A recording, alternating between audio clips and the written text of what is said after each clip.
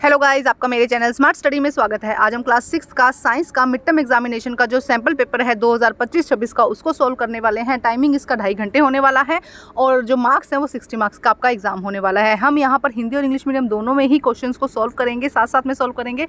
इसीलिए मैंने एक नए पैटर्न में क्वेश्चन पेपर बनाया है जहाँ पर हम हिंदी और इंग्लिश मीडियम को सॉल्व करेंगे। तो आइए स्टार्ट करते हैं आपका सैम्पल पेपर। तो सबसे पहले हम प्रश्न देखते हैं, रेगिस्तान के पौधों में पानी संग्रह करने के लिए कौन सी विशेष मतलब स्पेशल चीज़ ऐसी मिलती है। तो रेगिस्तान के पौधों में क्या मिलता है जिससे कि उनमें क्या होते हैं, वो पानी संग्रह हो सकता है। एक बार इंग्लिश मीडियम में देख लेते हैं, which figures help to the desertic plant store water. तो उसमें क्या मिलता है, रसदार तना, फ्लैशी स्टेम, रसदार तना, ए ऑप्शन सही हो जाएगा। नेक्स्ट देखते हैं हम यहाँ पर क्या कहा गया है, कौन सा जानवर है जो पैरों और पंखों दोनों का प्रयोग चलने में करता है। ऐसा कौन सा, which animal use both leg and wing for the movement. तो इसका आंसर हो जाएगा कबूतर, कबूतर इसका आंसर हो जाएगा। सी आंसर यहाँ पे सही हो जाएगा, पिजन इसका आंसर हो जाएगा। नेक्स्ट देखते हैं हम, ऊंट रेगिस्तान की रेत पर आसानी से क्यों चल पाता है, क्योंकि इसके लंबे पैर और चौड़े पैर होते हैं। What help camel to walk sandy desert. तो इसका आंसर हो जाएगा लंबे पैर चौड़े नखरों के साथ में होते हैं, long leg with the wide house. इसके बाद क्वेश्चन नंबर 4 देखिए, 1960 के दशक में हिमालय क्षेत्र में कौन से पोषक तत्वों की कमी आम थी। विटामिन सी, प्रोटीन, आयोडीन और विटामिन डी क्या है। विच nutrient deficiency was common in the Himalaya reason during the 1960। तो इसका आंसर हो जाएगा आयोडीन। किसकी कमी होती थी, आयोडीन, और आयोडीन की कमी से गॉइटर होता है। ठीक है, उसके बाद नेक्स्ट देखते हैं हम यहाँ पे क्या कहा जा रहा है। क्वेश्चन नेक्स्ट देखिए, जब सब्जियों को तेज आंच पर पकाते हैं तो विटामिन सी का क्या होता है। What happened to vitamin C when vegetable are cooked in high heat। तो विटामिन सी क्या हो जाता है, नष्ट हो जाता है। सी आंसर यहाँ पे सही होगा, विटामिन सी क्या हो जाता है, इट लॉस्ट। उसके बाद नेक्स्ट क्वेश्चन देखिए, निम्नलिखित में से कौन सा लंबाई का माप की मानक इकाई नहीं है। लंबाई की मानक इकाई कौन सी नहीं है जिससे हम मानते हैं, तो हाथ का फैलाव हो जाएगा इसके अंदर। Which is the not is a standard unit of the length of measurement. तो इसका आंसर हो जाएगा हैंड स्पैम, क्योंकि हाथ का साइज सबका अलग अलग होता है तो ये जो यूनिट सेम नहीं रहती है। नेक्स्ट देखिए, वक्र रेखा कर्व लाइन की लंबाई को कैसे मापा जाता है, केवल सीधे पैमाने से, लचीली डोर या मापने वाली फीता से। ठीक है, उसके बाद देखो, how can you measure the length of the curve line. ये कर्व लाइन है, इसको क्या किया जाएगा, एक यूजिंग अ फ्लेक्सिबल थ्रेड और मेजरिंग टेप से इसको किया जाता है, लचीली डोर या मापने वाली फीता से। नेक्स्ट देखिए क्या कहा जाए, किस स्थिति में वस्तु को गति में कहा जाता है। जब वस्तु क्या चल रही होती है, अपनी स्थिति के संदर्भ में किसी सापेक्ष समय के साथ, मान लो यहाँ पे एक समय में एक वस्तु यहाँ थी, कुछ समय के बाद वो यहाँ हो गई, इसका मतलब वो गति कर रही है, मतलब एक जगह से अपनी स्थिति से वो दूसरी स्थिति पर पहुँच जाती है, तो उसे हम क्या कहते हैं, उसे गति कहते हैं। when is an object said to be the motion when as position जब चेंज होती है respect to reference the point जहाँ पर वो शुरू में थी, उसे हम क्या कहते हैं, उसे हम मोशन कहते हैं। नेक्स्ट देखिए, यहाँ पर आगे का सेक्शन ए देखते हैं हम। क्वेश्चन नंबर 9, सामग्री को क्या कहा जाता है जिसके आर पार नहीं देखा जा सकता। तो जिसके आर पार नहीं देखा जा सकता उसे अपारदर्शी कहते हैं। What is the term of material can not be seen through out the, उसे हम क्या कहते हैं, ओपेक्यू कहते हैं। नेक्स्ट देखिए क्या कहा जा रहा है यहाँ पे। क्वेश्चन नंबर 10 देखिए, पृथ्वी की सतह का कितना प्रतिशत भाग जल से ढका हुआ है। तो 3/4 भाग क्या है, जल से ढका हुआ है। क्या कहा जा रहा है, what percent of the earth surface is covered from the water. तो 2/3, 3/3 नहीं आ जाएगा, 2/3, 2/3 पार्ट क्या है, वाटर से कवर्ड है। तो 2/3 यहाँ या 2/3 बी आंसर यहाँ पे करेक्ट हो जाएगा। 2/3 भाग जो है वो पानी से घिरा हुआ है। उसके बाद नेक्स्ट देखिए, निम्नलिखित में से कौन सा नॉन रिन्यूएबल संसाधन है। निम्नलिखित में से कौन सा अक्षय संसाधन है जो कभी क्या हो, खत्म नहीं, जो खत्म हो जाएगा। ऐसा रिन्यूएबल मतलब जो रिन्यूएबल, या देखो क्षय मतलब कि जो हमेशा हमारे पास रहेगा, अक्षय मतलब जो क्या है, कभी खत्म, जो खत्म हो जाएगा। तो कोयला इसका आंसर होगा, इसका आंसर क्या हो जाएगा, कोयला। देखो, which of the following is a non renewable resources. Air, water और फॉरेस्ट हमारे पास में हमेशा रहने वाले हैं, लेकिन कोयला आने वाले टाइम में खत्म हो जाएगा, इसीलिए इसको ध्यान से यूज करना चाहिए। वर्षा जल संचय क्या है, पानी, रेन वाटर हार्वेस्टिंग, मतलब जब बरसात का पानी आता है उसे स्टोर किया जाता है, तो उसे हम क्या कहते हैं, वर्षा जल संचयन। तो वर्षा जल संचयन का मतलब क्या हो जाएगा यहाँ पर, कि जब वर्षा का जल भविष्य के उपयोग के लिए, वर्षा का जल इकट्ठा करना भविष्य के उपयोग के लिए। ठीक है, समझ में आ गया होगा। What is the rain harvesting, तो क्या हो जाएगा, collecting rain water for later use. Next देखिए क्या कहा जा रहा है। अब हम देखते हैं नेक्स्ट सेक्शन बी स्टार्ट हो गया है। जानवरों को समूहबद्ध रखने के लिए निवास स्थान की 2 मुख्य श्रेणियां कौन सी है, प्रत्येक का एक उदाहरण दीजिए। पहले ये क्वेश्चन दिया गया, इसके अथवा में है, बताइए कि निम्नलिखित जानवरों को अपने वातावरण के अनुसार कैसे अनुकूलित करते हैं। पहले हम पहला क्वेश्चन का आंसर देखते हैं, इंग्लिश में रीड करते हैं question. What are the two main categories of habits to the grouping animal, give one example of each. तो इसका आंसर देखते हैं क्या है। जानवरों के निवास के लिए दो हम यूज़ करते हैं, एक तो टेरेस्ट्रियल स्थलीय, जैसे कि बाघ हो गया, कोई भी जो भी मिट्टी पर रहते हैं, लैंड पर रहते हैं, ज़मीन पर रहते हैं। दूसरा एक्वेटिक जलचर जो पानी में रहते हैं, जैसे कि मछली हो जाएगा। टू मेन कैटेगरीज हैबिटेट क्या है, टेरेस्ट्रियल हो जाएगा या एक्वेटिक हो जाएगा, टाइगर और फिश इसका आंसर हो जाएगा। नेक्स्ट यहाँ पर देखते हैं, आसान है क्वेश्चन बट समझने, इसके अथवा में दिया गया है, निम्नलिखित जानवर अपने वातावरण के अनुसार कैसे अनुकूलित रहता है। गर्म रेगिस्तान का ऊंट में, ठंडे रेगिस्तान का ऊंट में। देखो क्या कहा जा रहा है, explain how the following animal are adapt their environment. क्या है, उन्होंने अपने अंदर अडेप्टेशंस की होती है। Hot desertic camel and cold desertic animal. क्या आंसर हो जाएगा इसका, द टू यहाँ पे दिया गया है। देखो क्या कहा जा रहा है इसमें, एक सेकंड, इसका आंसर यहाँ पे इन्होंने शायद इसका आंसर नहीं दिया। तो देखो क्या होगा यहाँ पर, हॉट डेजर्टिक एंड जो कैमल है उनके पैर चौड़े हो जाते हैं, और जबकि जो कोल्ड डेजर्ट की कैमल है वो कैसे हो जाते हैं, उनके फर हो जाते हैं, स्क्रीन पर उसके ज़्यादा सारे फर हो जाते हैं।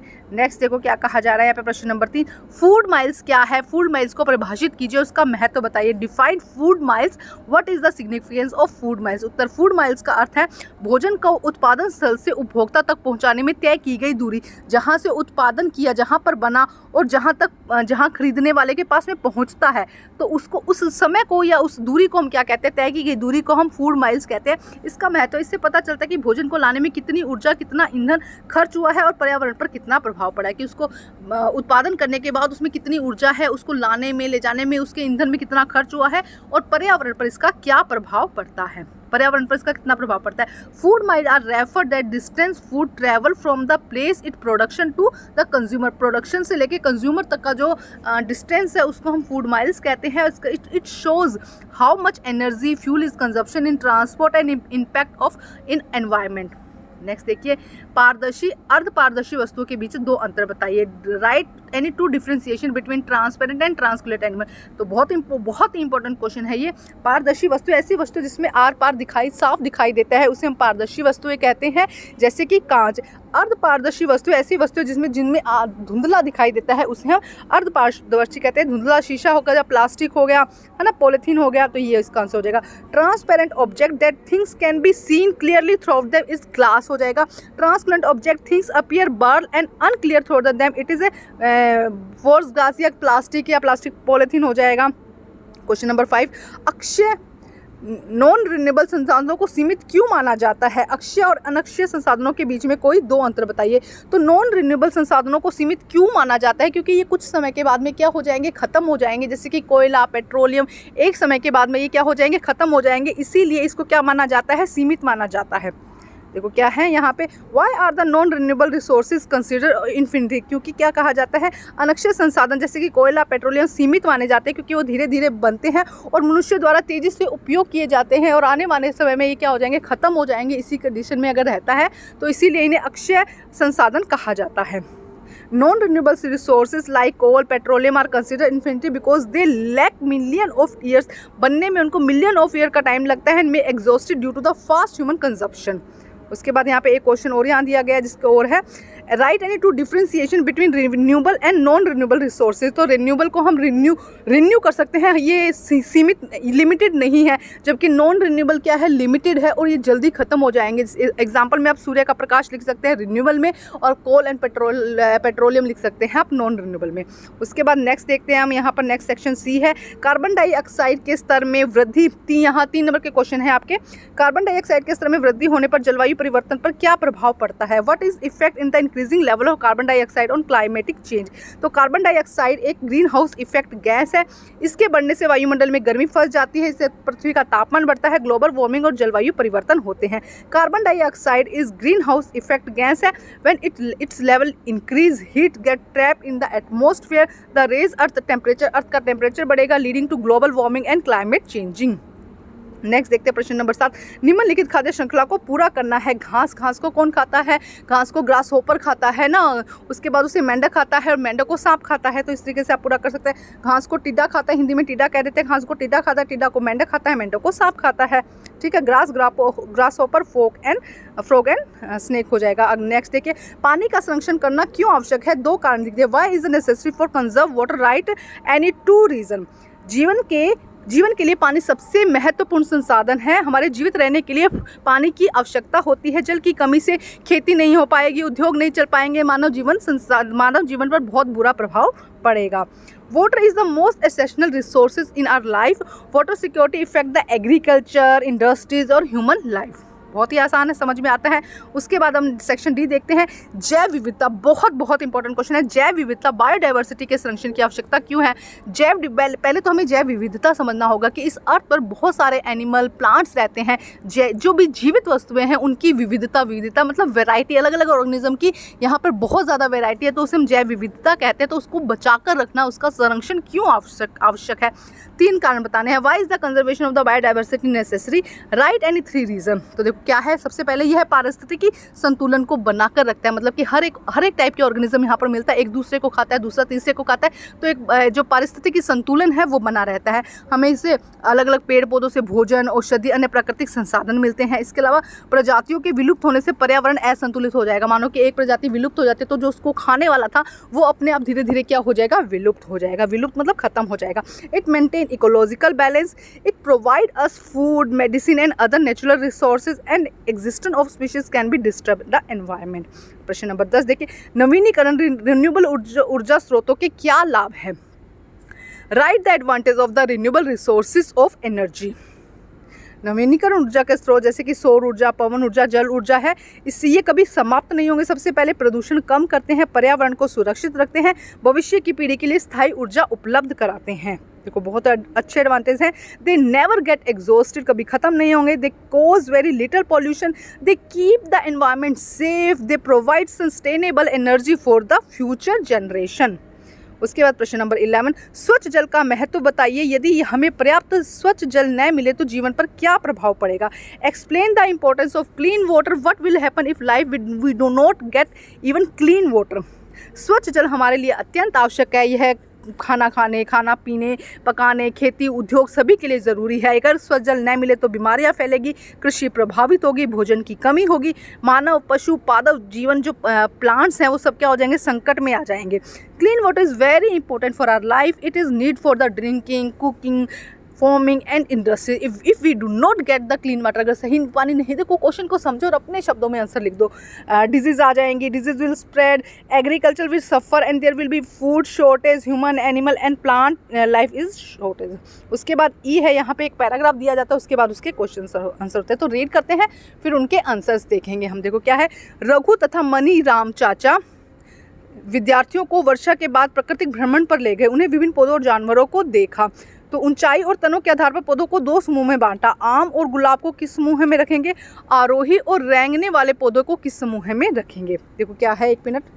तो क्या कहा जा रहा है, आम और गुलाब को आप किस समूह में रखेंगे? आरोही जो क्लिम्बर जो तने का सहारा लेकर, दूसरे का सहारा लेकर ऊपर की तरफ चढ़ते हैं, और क्रीपर जो रेंग कर चलते हैं, उनमें अंतर बताइए।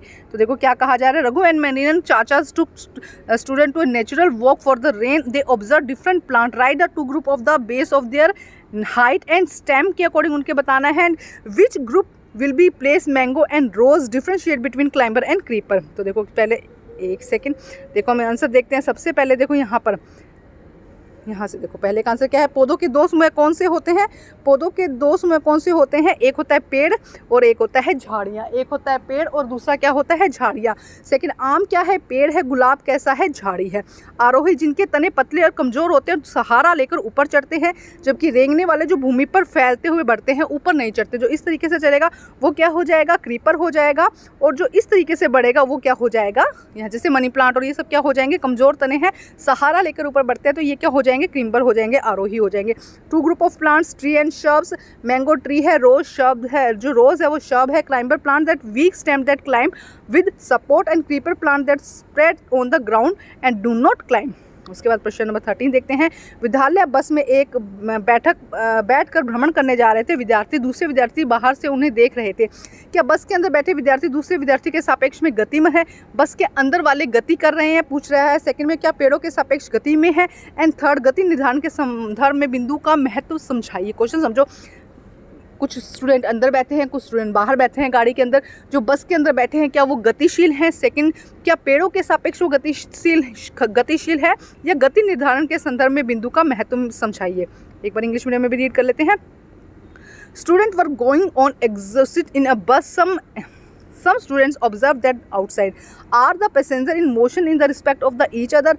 They are in motion with the respect of tree outside. Explain the importance referred point in the determining motion. देखो, नहीं, यात्री एक दूसरे के सापेक्ष स्थिर हैं, मतलब बस के अंदर जो बैठे हैं वो सारे क्या हैं? स्थिर हैं। लेकिन अगर हमें यहाँ से कोई दिखेगा तो वो ये गतिशील दिखेगा। ठीक है, तो बस के अंदर वाले सारे क्या हो जाएंगे? हमें स्थिर दिखेंगे। हाँ, पेड़ों के, क्योंकि पेड़ बाहर है ना, पेड़ तो एक ही जगह पे है, पेड़ों के सापेक्ष वो क्या है? गतिशील है।